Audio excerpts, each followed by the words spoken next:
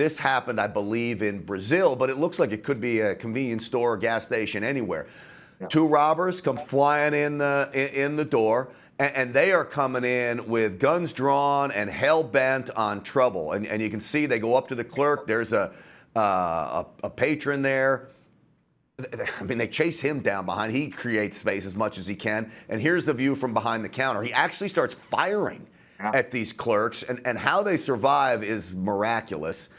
You got the one guy who jumps over. He's looking for whatever he can to steal, and boom, you got one of the clerks who's firing, and he does it again here, too. And watch what happens.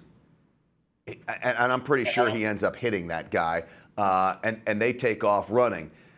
So, amazing scenario to see happen. They try to get cover. Tom, what's going through your mind when you watched all this happen? Well, as we talked about before and have talked about many times, is there a chance to dissipate the situation? In this one, these guys came in guns blazing. You know, they were shooting, and I had to watch it several times to see if he hit the guys. He was retreating right there, you know, where he was shooting, because I don't know how he missed him, but it looks like he did. He didn't look like he hit him, but he got cover, and it looked like he engaged the other shooter, and they're trying to have a close range shootout, and he just kept using his cover well.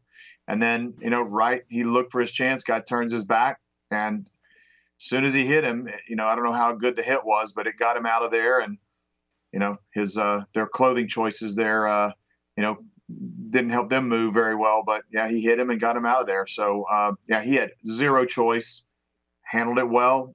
You know, we talk about this, you know, when you talk about shot placement and that sort of thing, who's to say how you're going to make your shot placement when you're in that situation? People shooting at you, you're hiding behind a counter, you've protected yourself.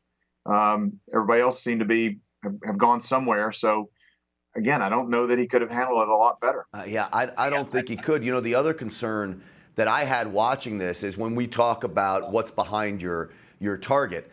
You know, if you look at the very bottom of the left screen there, if we freeze it, the man in the striped shirt is still underneath the counter there.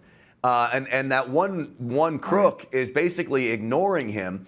If you continue to roll it, when he ultimately ends up firing at this, it's very close to firing straight down range at your partner.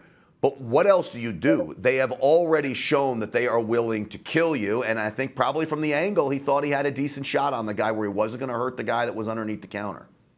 Yeah, no, that was a huge risk, and at the level he was shooting at, he was probably right in the line of fire. But to your point, what choice do you have? I mean, you know, that's one where you're hoping you get bullets on your target and don't hit what's behind it, because they had clearly both shown they were willing to pull the trigger. They pulled the trigger with no warning, no chance, aggressively, you know, trying to climb over the counter. So at that point, all you can do is try to defend yourself.